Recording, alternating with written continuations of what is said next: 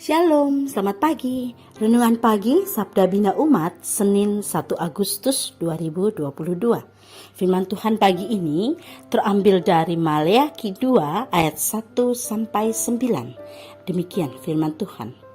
Murka Tuhan terhadap para imam. Maka sekarang kepada kamulah tertuju perintah ini, hai para imam. Jika kamu tidak mendengarkan dan jika kamu tidak memberi perhatian untuk menghormati namaku, firman Tuhan semesta alam, maka aku akan mengirimkan kutuk ke antaramu dan akan membuat berkat-berkatmu menjadi kutuk, dan aku telah membuatnya menjadi kutuk, sebab kamu ini tidak memperhatikan. Sesungguhnya aku akan mematahkan lenganmu dan akan melemparkan kotoran ke mukamu, yakni kotoran korban dari hari-hari rayamu, dan orang akan menyeret kamu ke kotoran itu. Maka kamu akan sadar bahwa kukirimkan perintah ini kepadamu, supaya perjanjianku dengan Lewi tetap dipegang, firman Tuhan semesta alam. Perjanjianku dengan dia pada satu pihak ialah kehidupan dan sejahtera, dan itu kuberikan kepadanya. Pada pihak lain ketakutan, dan ia takut kepadaku dan gentar terhadap namaku. Pengajaran yang benar ada dalam mulutnya, dan kecurangan tidak terdapat pada bibirnya. Dalam damai sejahtera dan kejujuran, ia mengikuti aku, dan banyak orang dibuatnya berbalik daripada kesalahan. Sebab bibir seorang imam memelihara pengetahuan, dan orang mencari pengajaran dari mulutnya, sebab dialah utusan Tuhan semesta alam. Tetapi kamu ini menyimpang dari jalan. Kamu membuat banyak orang tergelincir dengan pengajaranmu. Kamu merusakkan perjanjian dengan Lewi, firman Tuhan semesta alam.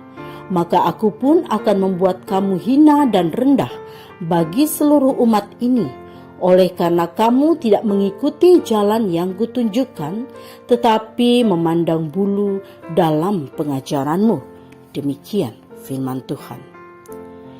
Renungan pagi ini bertema, jadilah teladan dalam hidupmu. Salah seorang tokoh pendidikan Indonesia, yaitu Ki Hajar Dewantara, pernah menyampaikan sebuah semboyan pendidikan. Ing ngarso sung tulodo, ing madyo mangun karso tuturi handayani, yang artinya di depan memberi teladan, di tengah membangun niat, dan di belakang memberi dorongan semangat. Fokus pada bagian pertama semboyan itu, yaitu yang di depan memberi teladan.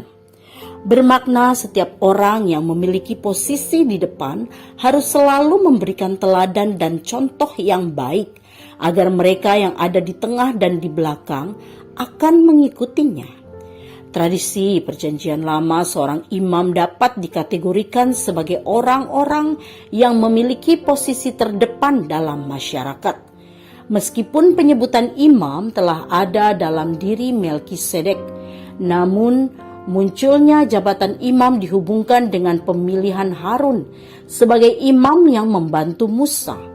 Jadi semua yang disebut imam adalah orang-orang yang sangat terhormat karena memiliki tugas yang penting dalam masyarakat Israel.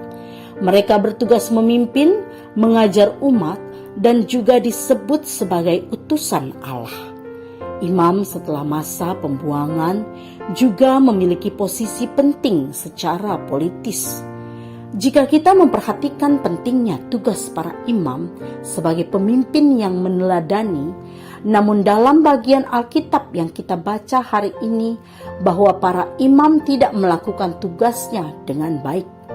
Hal inilah yang membuat Tuhan murka, karena dampak dari perbuatan para imam itu sangat mempengaruhi kehidupan umat pada saat itu. Kehidupan ibadah menjadi sangat buruk, dan mereka merendahkan serta menganggap remeh semua peraturan dalam ibadah di rumah Tuhan. Mari kita sebagai pemimpin jalankan tugas kita dengan baik dan benar, agar dapat menjadi contoh dan teladan bagi orang-orang di sekeliling kita. Doa pagi ini, Tuhan, tolong kami agar mampu menjalani kehidupan. Kami menjadi contoh dan teladan bagi banyak orang. Amin. Demikian renungan pagi ini. Selamat beraktivitas. Tuhan Yesus memberkati.